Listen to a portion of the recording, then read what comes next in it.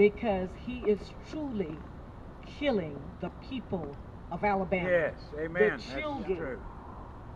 and the adults.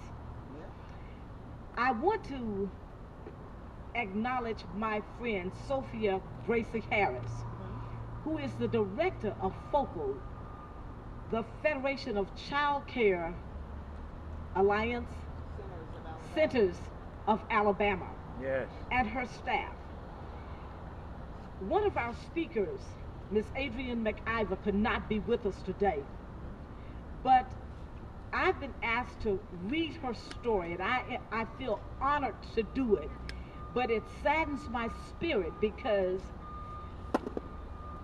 if she had health care, if Governor Bentley had expanded Medicaid already, she might have felt well enough to be here. That's right. So on her behalf, I'm going to read the story that she told herself when we were here at the state capitol in Montgomery, Alabama on May 31st with a rally asking Governor Bentley the same thing we're asking him today, to do the right thing and expand Medicaid. We came with over 13,000 signatures on petitions, and we're still gathering signatures, Governor Bentley.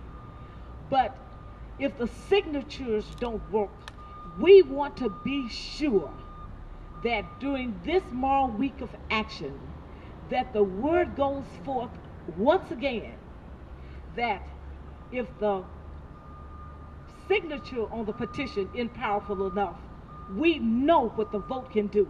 Amen. And on Amen. November the 4th That's of right. this year, That's right. Yes. 2014, That's right. we will be going to the polls to vote out any extremists. That's right. And Dr. Death, I think you're going to be included on that list. I know Yeah. he is.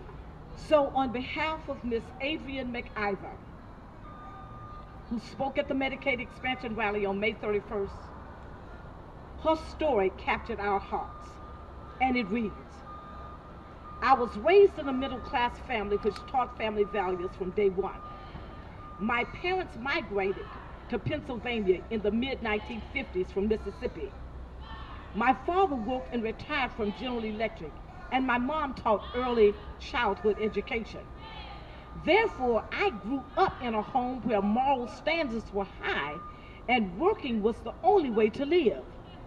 I learned that in order to achieve the American dream, you had to pay taxes and your bills on time and handle your business. I began employment in 1973 and continued until April of 2012. Having always had health insurance, and the best at that, I was quite shocked once I became disabled. Fear set in because for once I had no health insurance. Not being from Alabama, I had no idea where to turn in a health crisis. I began trying to continue with my primary care physician, paying her $100 cash per visit. It didn't take but 6 visits to realize I couldn't continue. I was depleting my savings, waiting to be eligible for Social Security. In my mind, I had paid my dues and I expected that the system would now take care of me because I was a productive American who had done it all by the book. Was I ever wrong? It didn't take long before I was made to feel as if being disabled was a crime.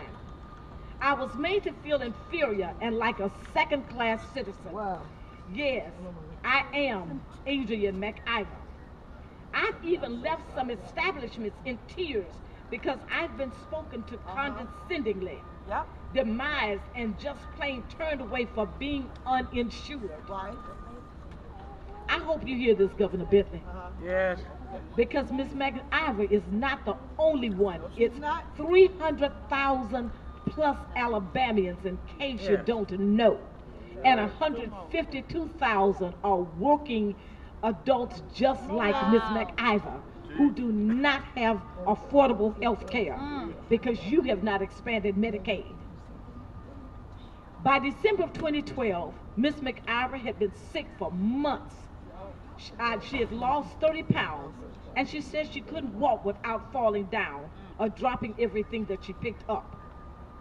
She says, I had a temperature of 103, but refused to go to the emergency room because I knew what was coming, another bill.